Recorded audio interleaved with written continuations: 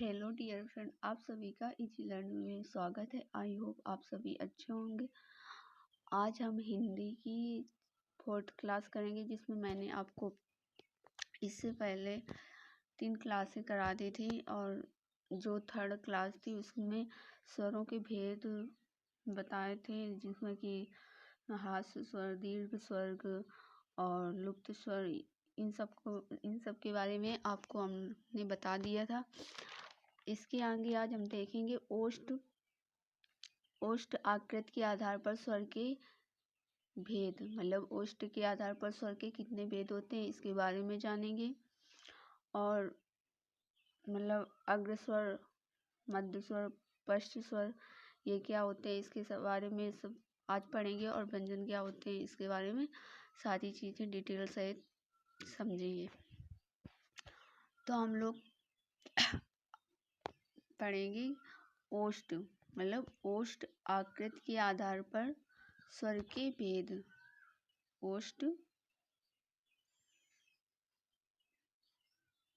ओष्ठ आकृति के आधार पर स्वर के भेद। तो ओष्ठ आकृति के आधार पर स्वर के 2 भेद होते हैं। कौन कौन से होते हैं? एक होता है वृत्ताकार स्वर, एक होता है अवृत्ताकार स्वर। जो हमारा वृत्ताकार स्वर होते हैं ये 4 होते हैं। कितने होते हैं? 4 होते हैं। कौन कौन से होते हैं देखिए, छोटा ऊ, बड़ा ऊ, ओ, औ, मतलब 4 स्वर होते हैं। वृत्ताकार मतलब जिस वर्ण को बोलने में, मतलब जिस वर्ण को बोलने में हमारा जो मुख होता है वो वृत्त के आकार का बने। मतलब हम कोई वर्ण बोल रहे हैं तो जब हमारा मुख जो है वृत्त के आकार का बनता है उसे वृत्ताकार स्वर कहते हैं। जैसे आप खुद ट्राई कर सकते हैं, बोल के देखिए। जैसे कि बोलिए, छोटा ऊ, बड़ा ऊ, ओ, औ। देख रहे हो बन रहा है ना कुछ, मतलब वृत्त के आकार का। इन शब्दों को बोलते समय या इन वर्ण को बोलते समय आपका जो मुख है वो वृत्त के आकार का बन रहा है। ठीक, आगे देखिए। अब आगे हमारा अवृत्ताकार स्वर। अवृत्ताकार स्वर मतलब कितने होते हैं? तो अवृत्ताकार स्वर जो हैं ये हमारे 7 प्रकार के होते हैं। कितने प्रकार के होते हैं? 7 प्रकार के। कौन कौन से होते हैं देखिए, छोटा आ, बड़ा आ, छोटी ई, बड़ी ई, मतलब री, ए। तो जिन वर्ण को बोलते समय जो हमारा मुख होता है उसमें वृत्त, मतलब जो हमारा मुख है वो वृत्त के आकार का ना बने। मतलब इन शब्दों को बोलते समय हमारा जो मुख है वो वृत्त के आकार का नहीं बन रहा है। जैसे बोल के देखिए, छोटा आ, बड़ा आ, छोटी ई, बड़ी ई, री, ए। बन रहा है कहीं हमारा, मतलब जो मुख है हमारे इनको बोलते समय वृत्त के आकार का मुख हमारा नहीं बन रहा है। ठीक, आगे देखिए।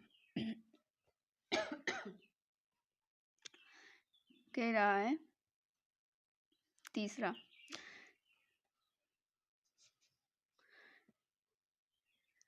है, कह रहा है जिलवा के आधार पर, मतलब जिलवा के आधार पर स्वर 3 प्रकार के होते हैं। कितने प्रकार के होते हैं? 3 प्रकार के होते हैं। जिलवा के आधार पर स्वर 3 प्रकार के होते हैं। कौन कौन से होते हैं? अग्र स्वर, मध्य स्वर, पश्च स्वर, 3 होते हैं। जो हमारा अग्र स्वर है ये 5 होते हैं। कितने होते हैं? 5 होते हैं। कौन कौन से होते हैं? छोटी ई, बड़ी ई, री, ए, मतलब अग्र स्वर। जब हम किसी वर्ण को आगे की ओर से बोलें, अग्र मतलब आगे के भाग, जैसे हम अपने मुख से इन शब्दों को, मतलब इन वर्णों को बोलेंगे तो हमारा जो मुख है इनको बोलते समय आगे का मतलब मुख हमारा आगे की तरफ खुलेगा, ठीक है। अग्रस्वर मतलब आगे की भाग की तरफ से जिन शब्दों को बोलते हैं उन्हें अग्रस्वर कहते हैं। उसके बाद है मध्य स्वर।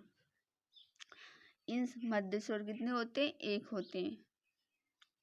मध्य स्वर एक होता है, वो भी है छोटा आ।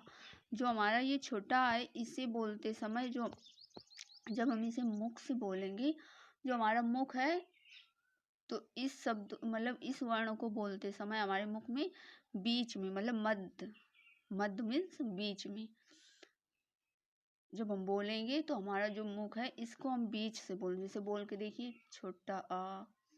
मतलब इसे बोलते समय हमारा मतलब ना ही आगे प्रेशर ज़्यादा लगेगा और ना ही पीछे, मतलब हम आराम से भी बोल सकते हैं बिना पूरा मुख खोले हुए हम बोल सकते हैं, ठीक है।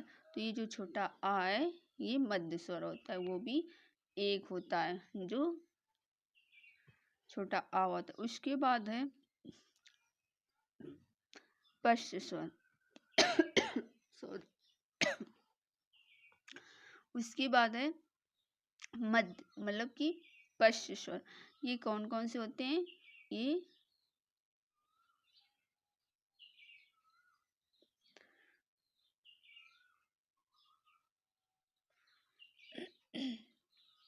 जो पश्च स्वर होता है ये 5 होते हैं। कौन कौन से होते हैं?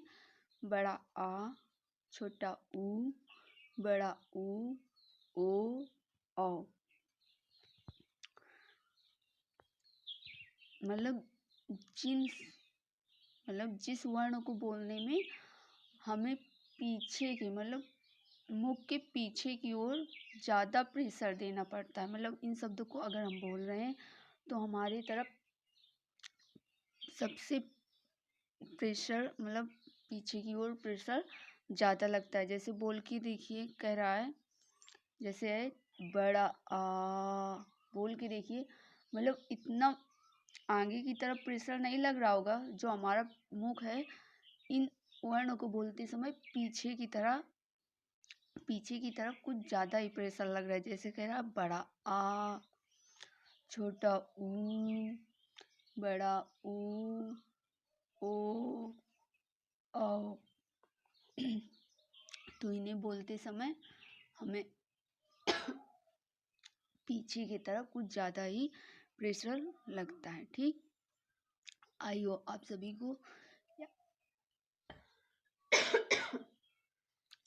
को यहाँ तक समझ में आ गया होगा। और साथ ही प्रॉपर नोट्स बनाते चलिए। और ये जो चैप्टर है बहुत इम्पॉर्टेंट है। ये first semester, second, third, fourth सभी सेमेस्टर में हेल्पफुल रहेगा। साथ ही टेट, सीटेट, सुपर टेट सभी में इससे क्वेश्चन बनते हैं, ठीक। तो आप लोग अच्छे से पढ़ते चलिएगा और साथ ही नोट्स बनाते चलिएगा। आगे देखिए, आगे कह रहा है मुख मतलब मुखाकृति के आधार पर स्वर के 4 भेद होते हैं। मुखाकृति के आधार पर स्वर के कितने भेद होते हैं? 4 भेद होते हैं। तो कौन कौन से होते हैं देखिए। समवृत्त मतलब समवृत्त स्वर, ये कितने होते हैं? 5 होते हैं। जो समवृत्त स्वर हैं ये 5 होते हैं टोटल, ठीक। कौन कौन से होते हैं? छोटी ई, बड़ी ई, री, छोटा ऊ, बड़ा ऊ, ठीक। 5 होते हैं। ये जो समवृत्त स्वर है ये मतलब इसको बोलते समय मतलब जब इन वर्ण को जब हम बोलते हैं, जो हमारा मुख है वो पूरा खुलता है, ठीक है। पूरा मुख हमारा खुलता है और अलग अलग आकृतियां बनाता है। जैसे इन वर्ण को हम बोलेंगे तो हमारा जो मुख है तो मुख हमारा पूरा खुलता भी है इनको बोलते वक्त। और इन्हें बोलते समय मतलब अलग अलग वर्णों को बोलते समय हमारे मुख से जो आकृतियां अलग अलग प्रकार की आकृतियां बनती हैं। जैसे बोल के देखिए, छोटी ई बन रही ना, बड़ी ई, री, छोटा ऊ, बड़ा ऊ, अलग अलग आरती आपको खुद महसूस होता होगा बोलते वक्त कि हाँ इन वर्ण को बोलते समय जो हमारा मुख है, मुख हमारा पूरा खुलता है और आकृतियां भी अलग अलग बनती हैं। ठीक, उसके बाद है विवृत स्वर। ठीक, विवृत स्वर ये एक होता है, ये एक होता है जो कि बड़ा आ है। ठीक है, आगे देखिए।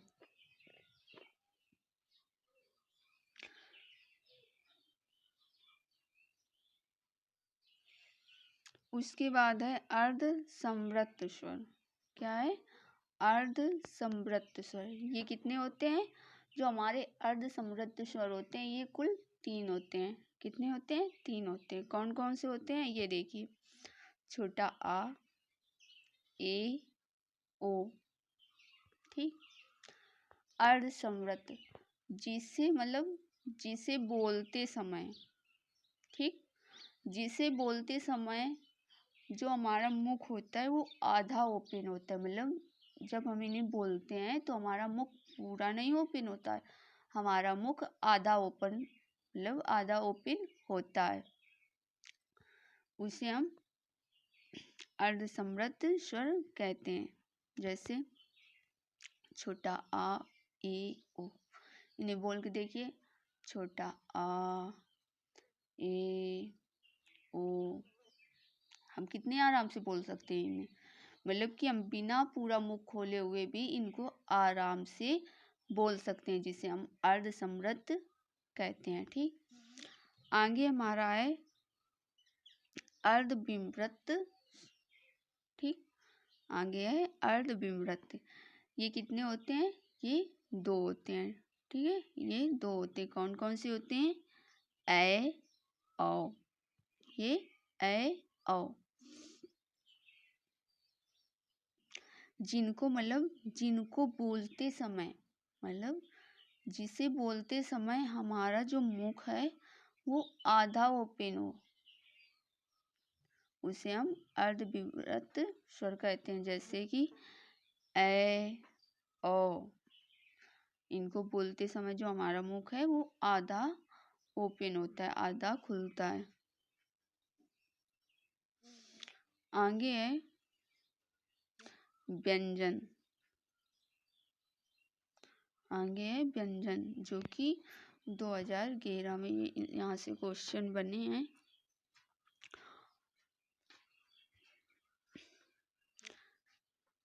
कह रहा है व्यंजन, देखिए व्यंजन की डिफिनेशन देखिए। व्यंजन वे वर्ण होते हैं, व्यंजन वे वर्ण होते हैं जो स्वतंत्र रूप से ना बोले जाते हैं, जो स्वतंत्र रूप से ना बोले जा ना जो स्वतंत्र रूप से ना बोले जा सके, अर्थात जिनका उच्चारण स्वर की सहायता के बिना नहीं किया जा सकता। जो व्यंजन होता है, जो व्यंजन होता है, व्यंजन वे वर्ण होते हैं जो स्वतंत्र रूप से न बोले जा सकते हैं, अर्थात जिनका उच्चारण स्वर की सहायता के बिना नहीं किया जा सकता। मतलब बिना स्वर की सहायता से हम इनका उच्चारण नहीं कर सकते, उन्हें व्यंजन कहते हैं। जैसे स्वर का अनुसरण करने वाले व्यंजन होते हैं, स्वर का अनुसरण करने वाले व्यंजन होते हैं। आगे देखिए। जब प्राण वायु कंठ या मुख के अवयवों से टकराती हुई बाहर निकलती है, जो ध्वनि उत्पन्न होती है उन्हें व्यंजन कहते हैं। मतलब जब प्राण वायु कंठ या मुख के अवयवों से टकराती हुई बाहर निकलती है, उसे बाहर निकलती है जो ध्वनि उत्पन्न होती है उन्हें व्यंजन कहते हैं। मतलब जब हम बोलते हैं तो हवा, वायु मीन्स हवा, कंठ मतलब जब हम बोलते हैं ये जो कंठ होता है या मुख और मुंह के अवयवों से टकराती हुई बाहर निकलती है, उससे ध्वनि उत्पन्न होती है, उसे हम क्या कहते हैं? व्यंजन कहते हैं। ठीक, जैसे का प्लस आ बराबर का। अब ये जो मैंने अगली क्लास में बताया था ना कि हलंत, हलंत का मतलब क्या होता है बताया था ना, तो हमने आपसे बोला था कि ये जो मतलब हलंत है ये आगे क्लास में देखेंगे। तो वही आज देखिए ये क्वेश्चन मिल रहा है, कह रहा है का प्लस आ बराबर का। ये जो हमारा का है इसमें हलंत लगा हुआ है, ये मतलब पूरा का नहीं है। जब इसके साथ में हम छोटा आ जोड़ेंगे तब ये पूरा का बनेगा। ठीक, ऐसे ही खा में हलंत लगा है, प्लस आ बराबर खा। ठीक, अगर किसी वर्ण में मतलब किसी वर्ण में अगर हलंत लगा है तो वो वर्ण पूरा नहीं है, वो वर्ण आधा अधूरा माना जाएगा। उसके साथ में जब हम आ लगाएंगे तब वो वर्ण पूरा होगा। ठीक, नोट से देखिए, कह रहा व्याकरण में जो शुद्ध व्यंजन वर्ण होंगे उन्हें हलंत के साथ ही लिखा जाता है। जो व्याकरण हमारा मतलब जो हमारी व्याकरण होती है, जो शुद्ध व्यंजन वर्ण मतलब शुद्ध व्यंजन वर्ण होंगे उन्हें हलंत के साथ ही लिखा जाता है। मतलब शुद्ध जो व्यंजन होते हैं उन्हें हम हलंत के साथ ही लिखते हैं। ठीक, जैसे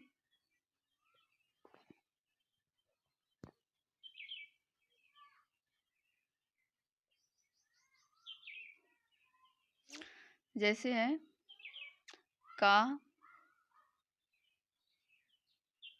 चा, टा, ता, पा। ठीक है,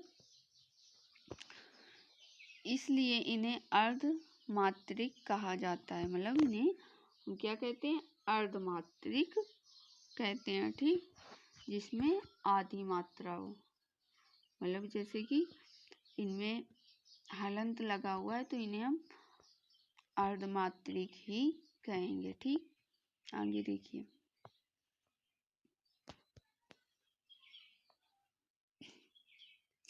आगे है व्यंजनों की संख्या। ठीक, तो व्यंजनों की संख्या कुल कितनी होती है? 33 होती है। व्यंजनों की कुल 33 संख्याएं होती हैं। व्यंजन के प्रकार मुख्य रूप से व्यंजन 3 प्रकार के होते हैं जो महेश्वर सूत्रों में गिने गए हैं। व्यंजन के प्रकार मतलब मुख्य रूप से जो व्यंजन होते हैं वो 3 ही प्रकार के होते हैं जो महेश्वर सूत्रों में गिने जाते हैं। ठीक, कौन कौन से होते हैं?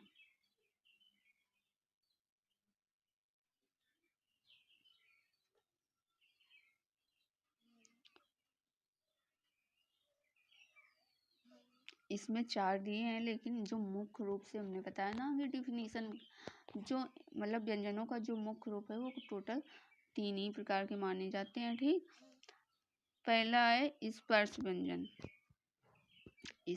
व्यंजन, दूसरा है अंतःस्थित व्यंजन, तीसरा है ऊष्म व्यंजन, चौथा है संयुक्त व्यंजन। तो हम लोग देखो स्पर्श व्यंजन देखेंगे। ठीक,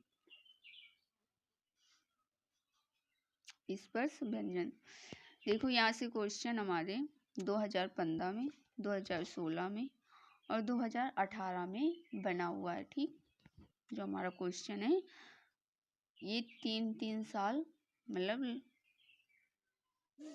लगातार आया हुआ है, जिसमें देखेंगे स्पर्श व्यंजन। जिन वर्णों के उच्चारण में मुख के विभिन्न अवयवों कंठ, ताल, मूर्धा आदि का स्पर्श होता है, स्पर्श व्यंजन कहलाता है। ठीक, जो हमारा स्पर्श व्यंजन है, जिन वर्णों के उच्चारण में मुख के विभिन्न अवयवों कंठ, तालु, मूर्धा आदि का स्पर्श होता है। मतलब कंठ मीन्स जहाँ से हम बोलते हैं, ये जो है ये कंठ ही तो होगा। तालु मीन्स जीभ, ठीक। मूर्धा मतलब कि जिसे मूर्धा मीन्स मुड़े आदि का स्पर्श मतलब इनको बोलते समय जो हमारा कंठ है और जो तालु मीन्स जीभ है। मूर्धा मीन्स जब हम किसी शब्द को बोलते हैं तो जब मूर्धा मीन्स मुड़ना, जब शब्द को बोलते समय जो हमारी तालु मीन्स जो जीभ होती है मुड़े, ठीक। आदि का स्पर्श होता है, स्पर्श व्यंजन कहलाता है। आदि आपस में जब स्पर्श होते हैं तो उन्हें हम स्पर्श व्यंजन कहते हैं। इनकी संख्या 25 होती है, ठीक। टोटल इनकी संख्या कितनी होती है? 25 होती है। का से लेकर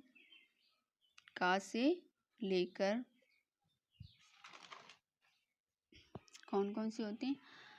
का से लेकर माँ तक के वर्ण स्पर्श व्यंजन हैं। जो हमारे का से लेकर माँ तक वर्ण होते हैं वो स्पर्श व्यंजन में ही आते हैं, ठीक।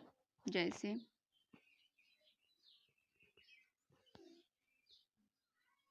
का वर्ग जिसे हम कंठ कहते हैं, तो ये का वर्ग है। का, खा, गा, घा, अंगा, इसे हम कंठ के नाम से जानते हैं। चा वर्ग जिसे हम तालु के नाम से जानते हैं। चा, छा, जा, जा, इया, ठीक। उसके बाद है हमारा टा वर्ग जिसे हम मूर्धन या मूर्धा दोनों के नाम से जानते हैं। मतलब अगर क्वेश्चन में ये अलग अलग प्रकार से पूछ ले, मूर्धा कह दे या फिर मूर्धन से, मतलब किसी भी प्रकार से पूछ सकता है, तो आप लोग कंफ्यूज बिल्कुल नहीं हो जाना। इसलिए हमने आपको दोनों जो शब्द हैं बता दिए हैं। अगर पूछे तो बेझिझक आप लोग बता सकते हैं, ठीक। जैसे कि टा वर्ग में है तो टा, ठा, डा, डा, अड़ा, ठीक। ये हमारे मूर्धा में आते हैं। उसके बाद है ता वर्ग जिसे हम दंत या दांत के नाम से जानते हैं। ता, था, दा, धा, मा, ठीक है। उसके बाद आता है पा वर्ग जिसे हम ओष्ठ, जो हमारा पा वर्ग होता है इसे हम ओष्ठ के नाम से जानते हैं। जैसे पा, फा, बा, बा, मा, ठीक है। यहाँ तक सब लोगों को समझ में आ गया होगा। अगर किसी को कहीं पे दिक्कत आ रही है किसी भी चीज में तो आप लोग कमेंट में बता सकते हो, ठीक।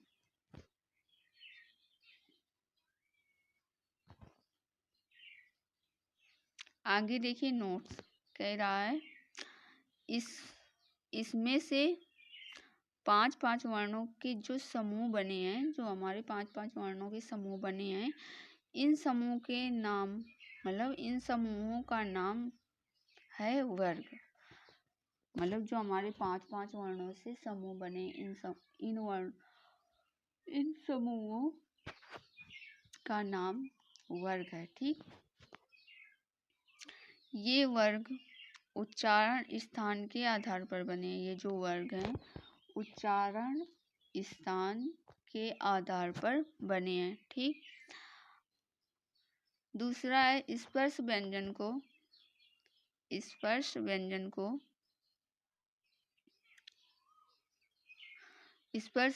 को वर्णाक्षर या वर्गीय व्यंजन भी कहते हैं। जो हमारा स्पर्श व्यंजन है इसे हम वर्णाक्षर या वर्गीय व्यंजन के नाम से भी जानते हैं, ठीक।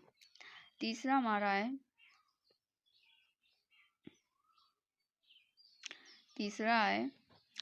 इन 5 वर्गों का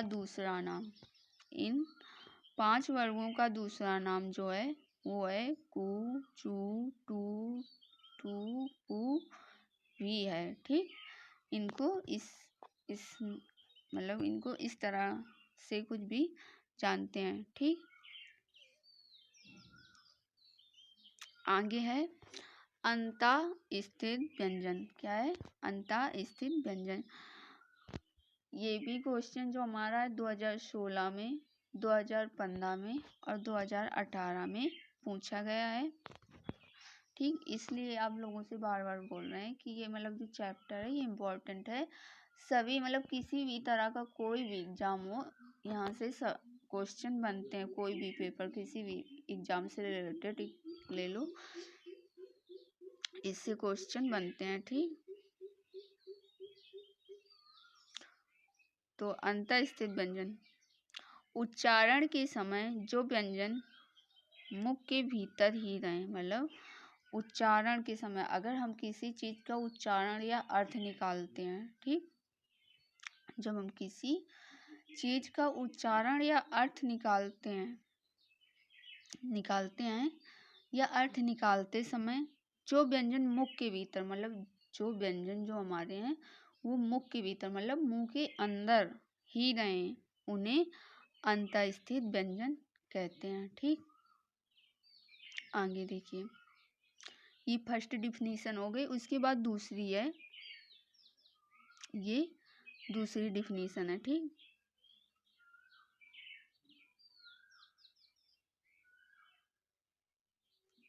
ये दूसरी डिफिनीशन है। कह रहा है जिन व्यंजनों के उच्चारण में किसी भाग को नहीं छूती, मतलब किसी भाग को नहीं छूती और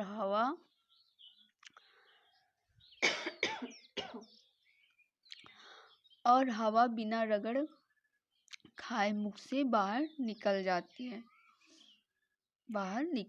है, उन्हें अंतःस्थित व्यंजन कहते हैं। ठीक,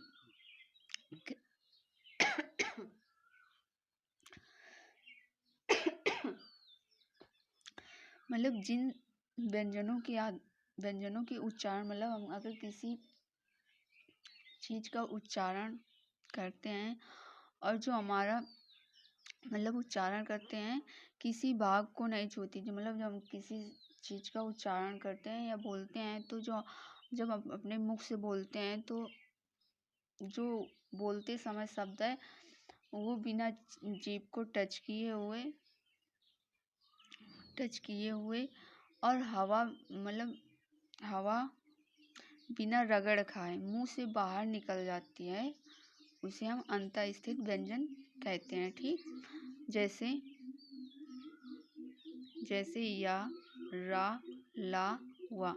अब इसको बोल के देखिए, या, रा, ला, वा। बोलिए, इन्हें बोलते समय हमारी जीभ जो टच कर रही नहीं कर रही। ठीक,